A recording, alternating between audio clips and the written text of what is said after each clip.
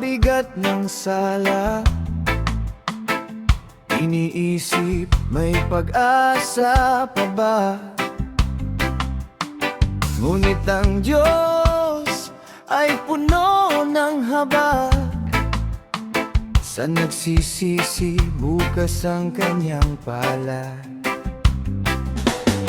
Hindi niya itinaboy ang pusong duro,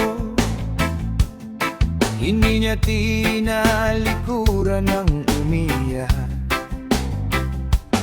Sa bawat taong lumalapit sa kanya, umaapaw ang kanyang dakilang awa. Habang may hininga, may pag-asa pa. Habang may pagsisisi, may biyaya pa. Alam niyo kung ano ang kasalanang hindi napapatawad, yung hindi mo hinihingi ng tawad sa Diyos. Lumapit ka ngayon, huwag nang maghintay.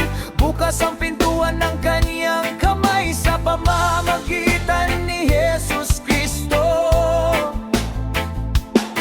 May kapatawaran para sa iyo.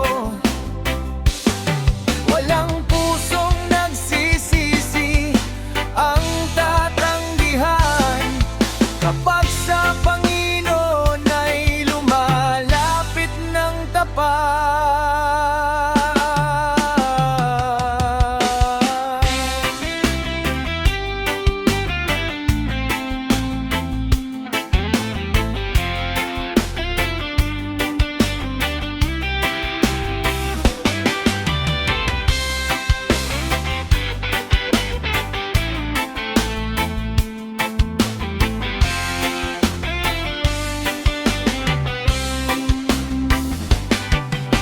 Ang dami ng iyong pagkakamali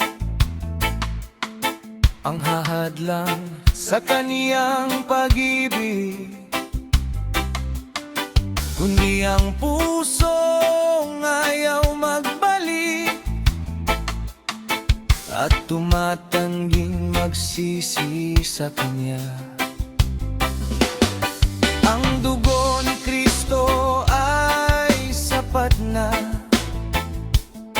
upang linisin ang bawat sala. Kaya't huwag kang magpatumpik-tumpik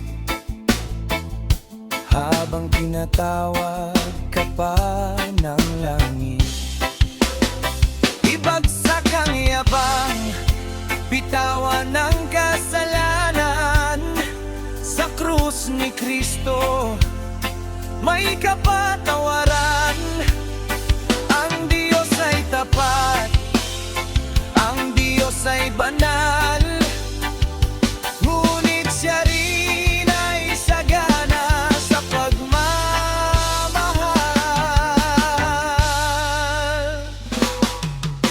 Alam niyo kung ano ang kasalanang hindi napapatawad, yung hindi mo hinihingi ng tawad sa Diyos.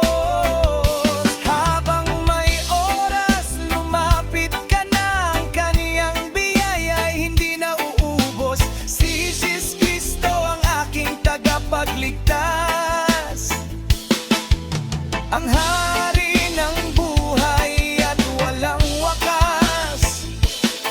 Sa Kanya lamang ang aking pag-asa at kapatawarang walang hanggan. Humingi ng tawad habang bukas pa ang pintuan ng awa. Lumapit kay Jesus Cristo at mararanasan mo ang Kaniyang